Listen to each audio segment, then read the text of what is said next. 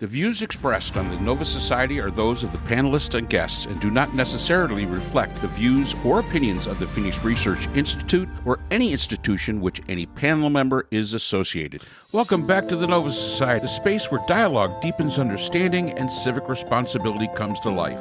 I'm Dr. Mark Bound, joined by our regular panel, Dr. Scott Gershwer and Dr. Brooklyn Ann Weldon. Together, we'll unpack the stories that matter most, exploring the headlines, the history, and the big ideas shaping today's conversations.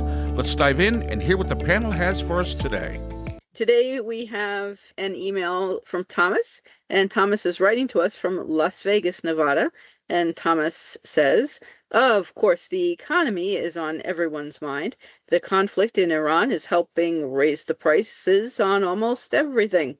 I've been following the International Monetary Fund, the IMF, and my questions are from concerns they have raised, and I'd like the panel's take on it. With Brent crude climbing above $100 per barrel, how vulnerable is the economy to a prolonged Middle East conflict? The IMF now projects global growth at just 3.1%. Are we headed toward a recession if the conflict widens?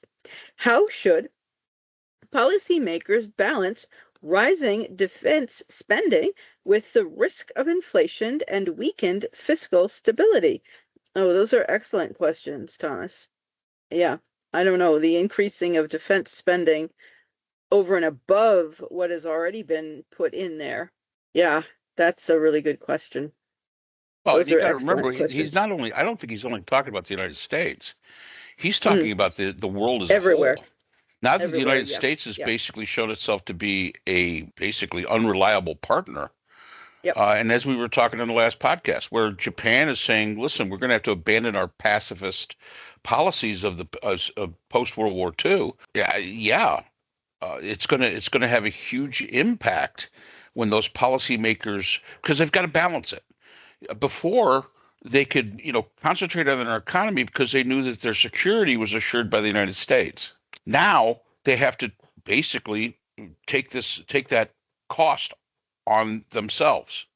While we still continue to spend gazillion dollars on defense that nobody, if we're not doing all the things we were doing before, who knows why we still need to do it. But as Scott brought out in the last podcast, we might be rebuilding the infrastructure of, the Middle East. I mean, that's not going to be cheap, people. And you're going to be paying for it. And here's the thing that people just don't get. There's no benefit to us to do that as far as direct benefit to the people of the United States. And that comes down to the fact that we're a global economy, but we're an economy that we're seeing it today is based totally on oil. Oil controls it all. Again, we've said this numerous times. If we need to get people here in the United States, those industrialists, those scientists, those people that look ahead and say, you know what? Oil is our biggest problem right now. Maybe we ought to move away from it, and maybe we ought to start looking at new technologies that are better for the environment and are not reliant on crude oil as much as it is now. Well, then people shouldn't have elected Trump because he was the one who said, oh, drill, baby, drill, and stopped all the programs that Biden had going that Harris would have continued. So, it's not has nothing to do with the three of us. We didn't vote for it. And Trump was very clear about what he was going to do. Yeah, we need to move away from gasoline, oil and gas. Absolutely. It's an opportunity. I mean, it truly is an opportunity. And it's something that the United States was always noted for. We saw the opportunity in everything. But if nothing else, this conflict has shown us, and it's shown us a lot of things. It has shown us, in my mind, most starkly, how really reliant the world is on oil and how much that one commodity, more than any other commodity that exists out there, really can impact the worldwide global economy in such a detrimental way. Scott's thinking. Well, I mean, so who's it? Thomas? from Yeah. Las Vegas, follows the IMF. Good man. I myself am not smart enough to follow the IMF, but but I do know that the IMF just held a meeting in Washington, D.C. Last Thursday, I think it was, and that they're projecting that really horrible things are happening, have been happening for a long time, and even though there have been, we've taken a step back in our amount of deficit spending, that it's actually going up again now, thanks to guess who in office. We had been close to 8% of GDP. Now we've fallen below 7, but the forecast is that it's going up around 7.5% and staying there. The weirdest part is that our US debt is on track to exceed 125% of GDP this year, and by 2031 could reach 142% of GDP. That means that just sort of mitigating that would cost about 4 percentage points of GDP. Thomas mentions something, and it's the reason I went and started looking for this, that they're projecting a 3% growth. I can't imagine that that's accurate. You're going to have to, somebody's going to have to look that up while I'm talking, because what it seems to me is going on right now is that we're all operating on negative. We're all in recession. Like right now we're in a recession, and we just don't see it yet. But there's no growth. I mean, we know that the Fed just came out with the fact that job growth has been a net negative. Getting rid of all the immigrants has been horrible for our economic well-being, and I don't think anybody any like white people have taken over those jobs. So I don't think that that's happened. Employers are still looking for employees to fill gaps that they have, and there's nobody there to fill them. And that our national debt at $39 trillion is just unsustainable, and we continue to bring in less revenue. I mean, getting rid of all the people in the IRS that Doge got rid of, and Trump didn't like, because they go after him so much, and all wealthy people don't like the IRS. Well, all middle class people should really love the IRS, because they go after these guys that nobody else can go after and get the money, and it's trillions of dollars that they hide from the Internal Revenue Service. So we have more spending under Trump and less revenue collection. That's a disaster. Again, I mentioned before, in another podcast, that we were talking about the 32% approval rating for Trump, and I think I know every single one of those 32%, because the people I talk to a fair amount have gone from being fiscal conservatives to, whatever Trump says is fine.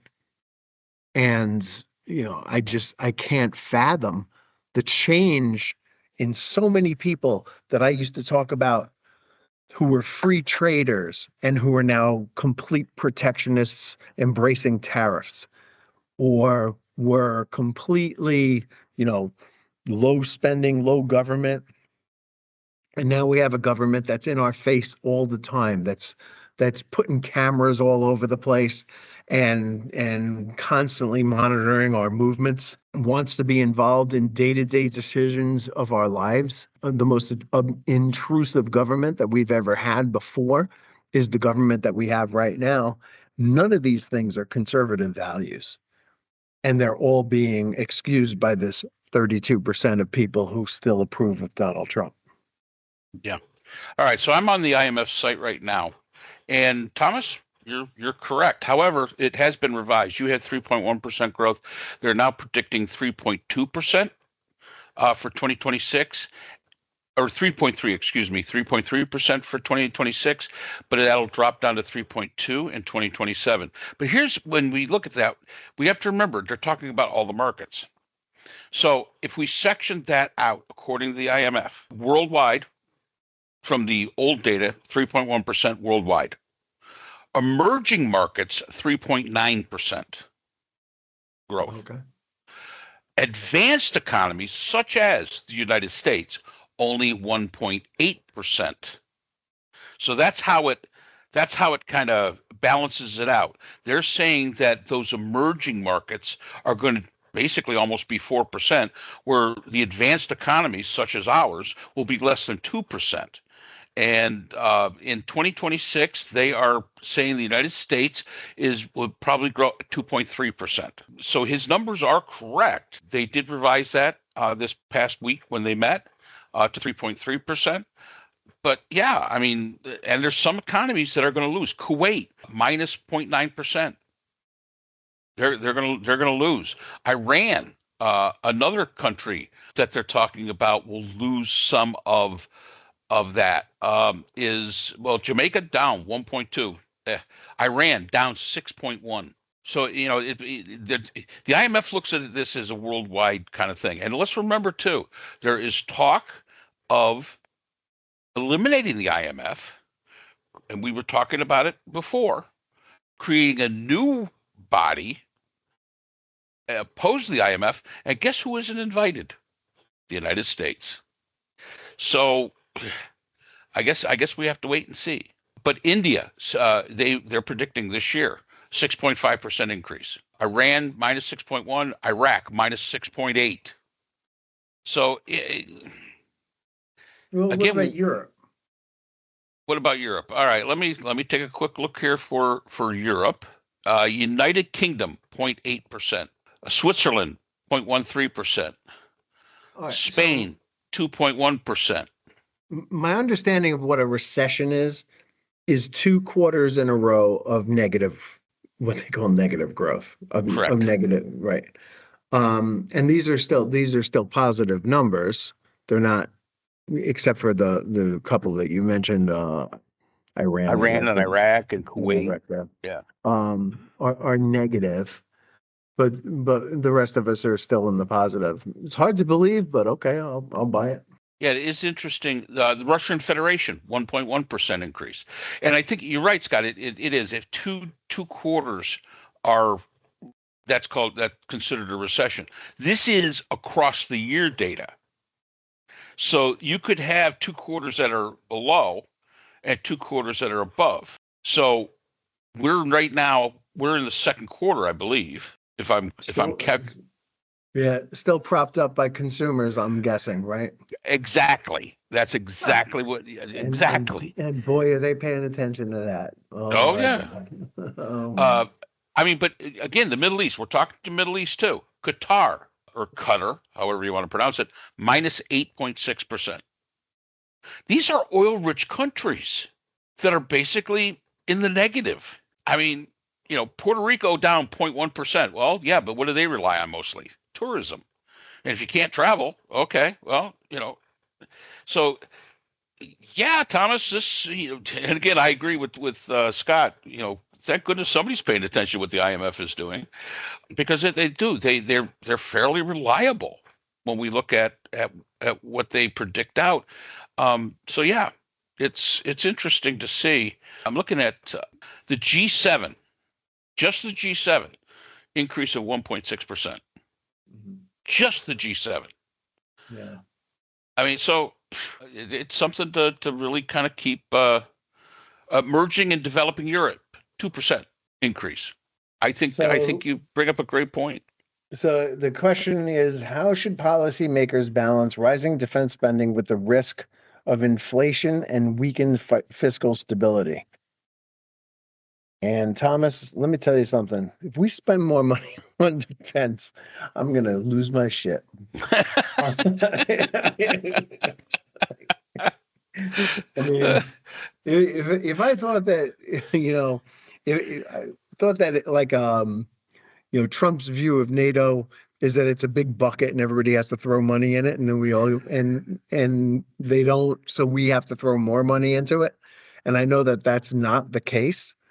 That the case is that it's simply you're supposed to provide a certain percentage, I think it was 3% or 2% of your GDP on defense, and that they hadn't been doing that. But it really didn't matter because we were spending like 3 to 4%, I think it was 3% of our GDP, which is huge, of course, on defense. And that was enough defense for everybody. Well, now because of the invasion of Russia in Ukraine, other countries have begun spending more money on defense. But rather than say, well, if they're spending more, we can spend less, we went ahead and said, okay, you guys are spending up to 3%. We're gonna now spend 5% of our GDP on defense.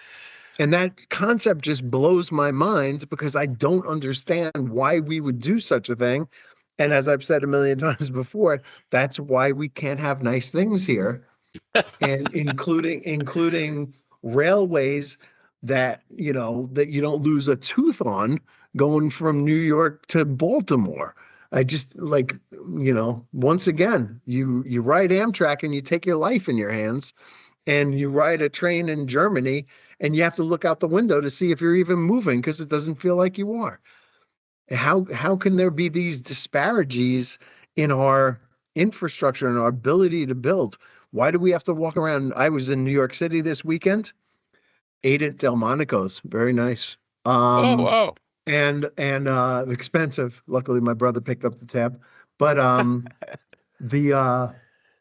but you walk around the streets of New York, and all you see is scaffolding everywhere because it takes so long to build anything. Even to like reface the side of a building seems to be like a forever thing. And so, I had to drive down Second Avenue to get to my brother's apartment, and Second Avenue is nothing but scaffolds all the way down from like 125th Street into the 80s.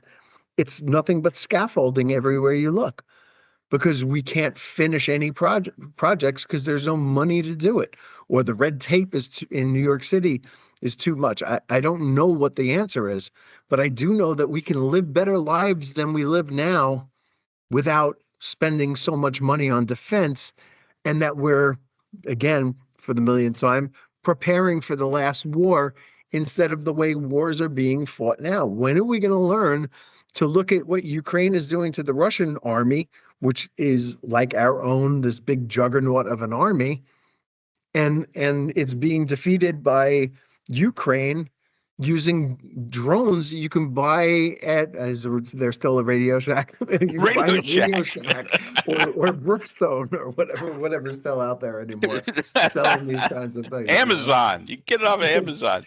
All right, go to Amazon. If you have to sell out, go to Amazon. Yeah, really. Goodness. I mean, it's just like, when are we going to learn that people matter too? Education matters, healthcare matters, not just defense, and not just a defense that can't defend us. How about that? Yeah. There's like 7 companies that are making a fortune on taxpayer dollars when, we can provide our citizenry with better things. Yeah. One of my students just wrote a paper about inequities in pay between men and women. And I said, I think we need to look at this a little bit differently. One of the reasons that men make more money than women is because women traditionally have gone out on maternity leave and their return is never assured. And companies didn't want to pay a woman the same amount as they wanted to pay a man who would stay on after he had children. And I thought to myself, when I was reading her paper and she's talking about those disparities, didn't really mention any of that.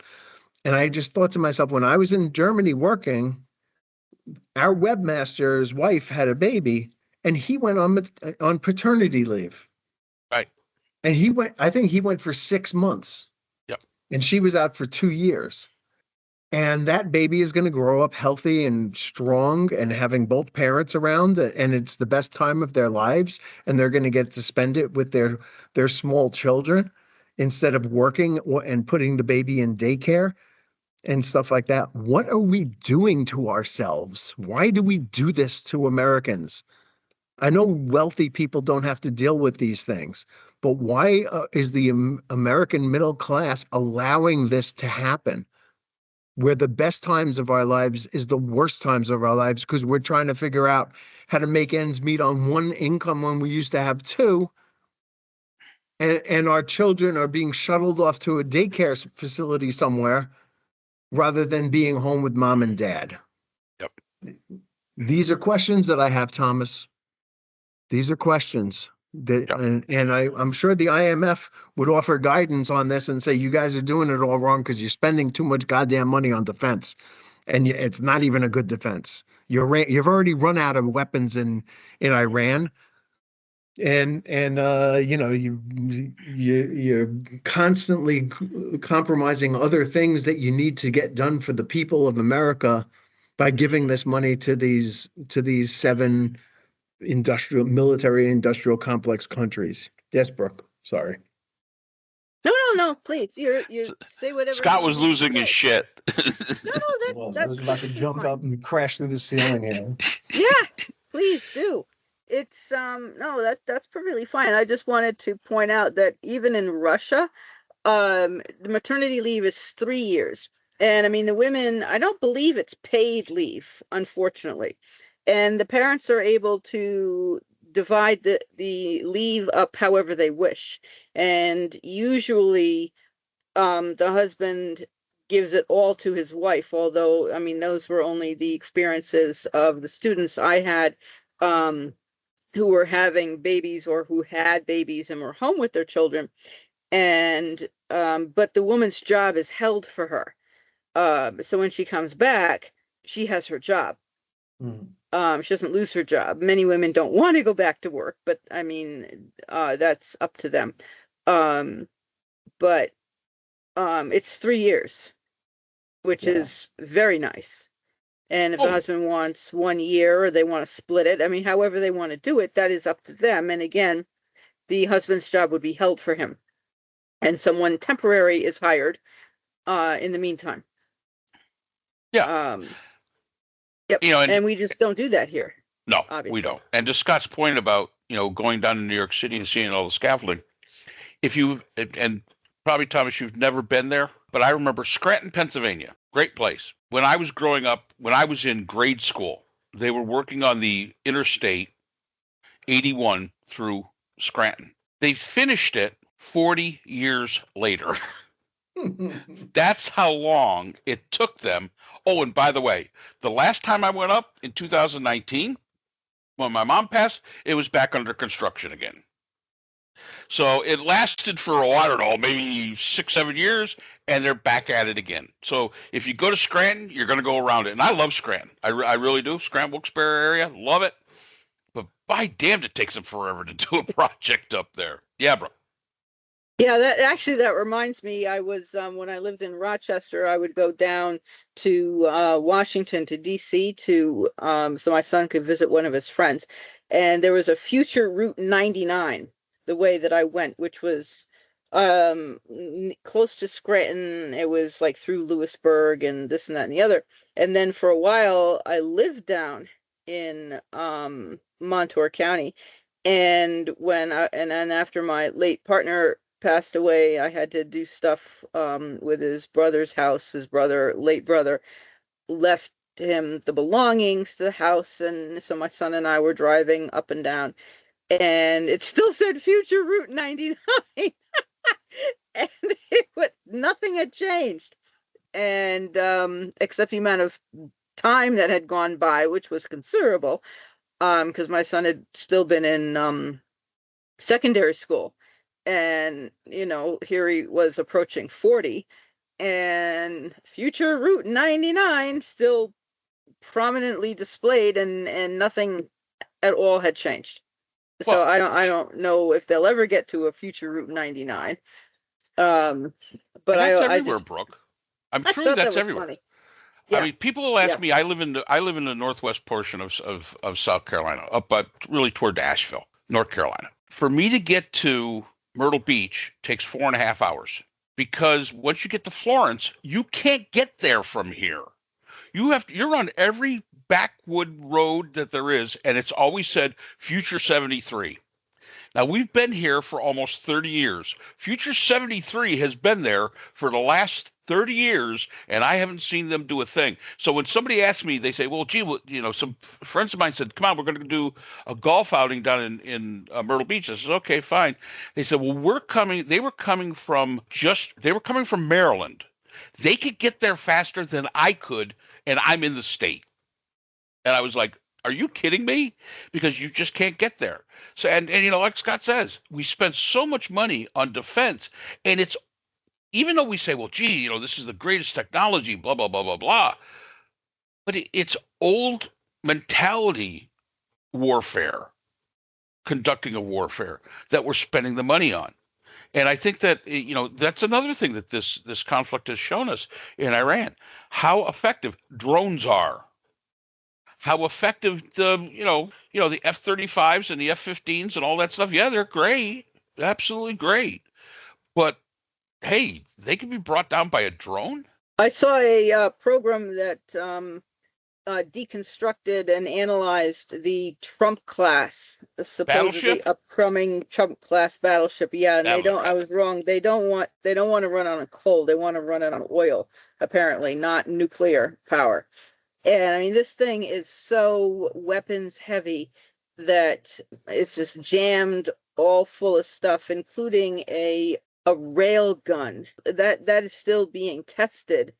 And the problem with a rail gun is that it's so hot that it melts the rails that it's on. So how you're going to put that on a ship is very unclear. And some of the weapons that they want to use, lasers and all kinds of stuff, you have to be so close to the target that you would be putting yourself and the ship at risk of being hit. I mean, the whole thing is purposeless, and it's ridiculous. And you'd be better off, again, with drones, with subs, with aircraft carriers, with today's technologies. But even aircraft carriers are becoming. Yeah. They had to back away. That's right. Yep. I mean, maybe if you had an aircraft carrier that all it was filled with drones, a drone carrier. I mean, I'm still wondering why we had to go to war with Iran or anybody else with all those Jewish space lasers. Why? I mean, Marjorie Taylor Greene. Where are the space lasers? Come on. They shouldn't have needed our help. They just had to, be mazel tough. They're only good for starting forest fires in California. All right. I missed that part. Yeah, those space lasers. Thomas, policymakers really do have to balance this, but it's going to take some forward thinking. It's going to take some thinking that is beyond post-World War II thinking of the mid to late 20th century. And once we get into that mode, once we get into the mode of saying, hey, what worked back in World War II, what worked maybe in the 80s, it's now obsolete stuff. It's cool, it's shiny, it's all sorts of technology. Yeah, that's great, but it's an expense that we can't afford.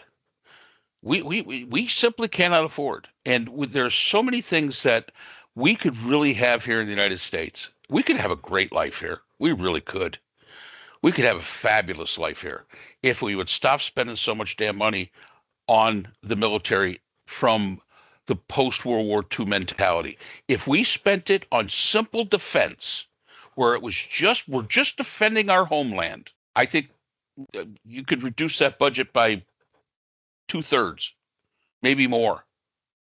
And because we're a big country, we've got 2 oceans. Yep, okay. But if we just worked on defense, and right now, believe it or not, that may be one thing that the Trump administration has afforded us the opportunity toward, because other nations are basically saying, screw the United States. We have to go it alone.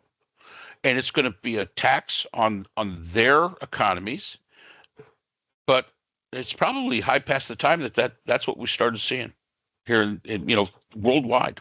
A new attitude to how defense is and how geopolitics is conducted, not with the sword, but maybe with the soft power, which I think is hugely important. And with just, let's defend our borders. That's fine. And maybe stay out of everybody else's business for a while. And then Scott can have a nice train ride from Connecticut to Washington, D.C. without his fillings getting knocked out. Which I can't afford to replace because Yeah. we don't have enough healthcare benefits. The I'd say one more thing to our Republican friends out there. And I don't know if we have any Republican friends out there, but if we do, there's a tremendous All lesson five of learned. you. There's a tremendous lesson learned last night when Virginia's voters decided that they did want to gerrymander Virginia in response to the GOP effort to gerrymander Texas and I think Missouri, might have been some other states as well. I think Ohio was trying it. The legislature in North Carolina had gerrymandered. That has backfired now. Okay, because voters in Democratic run states have decided to fight back, you're not going to achieve what Trump wanted to achieve. And maybe, just maybe, it's time to realize that President Trump is an idiot. And it's time for you to move on from him and stop with this 32% approval rating. It's obscene that this guy should have 32% approval rating. Okay. This guy doesn't deserve a 5% approval rating. Everything he touches turns to shit. He's the shit Midas. And somehow or another, you guys are going to have to learn this lesson. Well, Thomas, I think we covered most of that. And thank you for pointing us to the IMF. Because we don't look at that very often, but it's important. And that's one of the things I have to admit when I read the emails that we get from some of our listeners. You guys are really educated. I mean, you educate yourselves. And I think that's a fabulous thing. You're checking your facts. And like Scott said, when I read your email, Thomas, and it said 3.1% growth, my first thought was, no, can't be that. Can't be. And the fact is according to the IMF, you are spot on, except for what happened last week. So they've revised it a little bit. So congratulations to you and all our listeners that really are paying attention. And now we just got to get our Republican friends, all five of them, to start doing the same thing. And then maybe we can make some progress here. Okay. Yeah, and maybe, I doubt we'll make ever any inroads. I was also listening to someone, I forget who it was now, where some poor person who was so deluded, who was saying that he couldn't be a Catholic anymore and that the Pope was woke. Oh, that's Hannity. That was a good day for Catholicism. Yes, it was Hannity. Good day for Catholicism. Oh, that was awful. It was just awful. And some guy, some person was who didn't really sound like he was all there, was saying, oh, the I can't be a listener of Hannity's, I guess, was saying, oh, I can. The Pope is, and using all kinds of four-letter words, and the Pope is for, the Islamics. I mean, he really did not speak English well, and I thought, this poor man, he really needs not the Pope, but the listener. He obviously is just not terribly well educated, but he was so angry at the Pope and so disillusioned, and clearly just having his mind filled with all kinds of trash. And I just, do you believe that, by the way, that Tucker Carlson's saying, well, I led people astray and I shouldn't have done that, but it was, I'm genuinely sorry. Do you believe that is a genuine apology? Yeah. Well, it wouldn't have been. If it is, I don't accept it. I don't accept it either. I don't, my only hope is that the guy who plays him on Saturday Night Live gets a nice juicy bit this week, because that guy is great at Tucker Carlson, whatever his name is. He's really good. Yeah. So. Okay. I was just curious.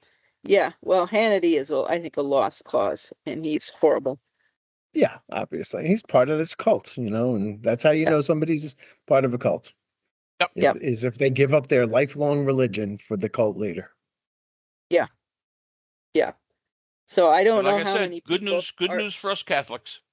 Yeah, I mean, I don't know how many people are in that actual cult. I hope that there are not many.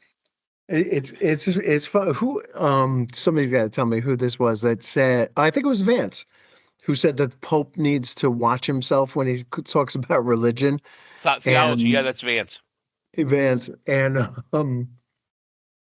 apparently the current Pope Leo, the Chicago Pope, wrote his dissertation on St. Augustine, Yes. from whom we get just war theory. Mm-hmm. And so it's very likely that the Pope understands a lot more about war making than J.D. Vance does. And that should shock nobody. All right, guys. All right. Yes, so thank you again to all our listeners. I second what Mark said, and we will see you again. And that's all the time we have for today's episode. The Nova Society is a production of Nova Society Media, a division of the Phoenix Research Institute. We want to thank our production partners, Buzzsprout, who hosts the Nova Society, Audacity, our editing team, Apple Podcasts, the largest source of podcast and music online, Spotify, the most popular platform for the Nova Society, and iHeartRadio, your destination for all things music and podcasting. The Nova Society is available on all of these and other quality platforms listed in our description. And most importantly, we want to thank you, our listeners. Without your support, the Nova Society could not be possible. If you haven't already, please consider subscribing on the platform of your choice. It's easy, it's free, and helps our channel grow. For questions or comments, you can reach us at nova.society.podcast@gmail.com. So on behalf of Dr. Brooklyn Ann Weldon, Dr. Scott Gershworth, and all of our production partners here at the Nova Society, I'm Dr. Mark Bound. Remember, the true power of society is knowledge. Thank you for listening, and we hope to see you again next time. Hi, everyone. This is JJ, the co-founder of Good Pods. If you haven't heard of it yet, Good Pods is like Goodreads or Instagram, but for podcasts. It's new, it's social, it's different, and it's growing really fast. There are more than 2 million podcasts, and we know that it is impossible to figure out what to listen to. On Good Pods, you follow your friends and podcasters to see what they like.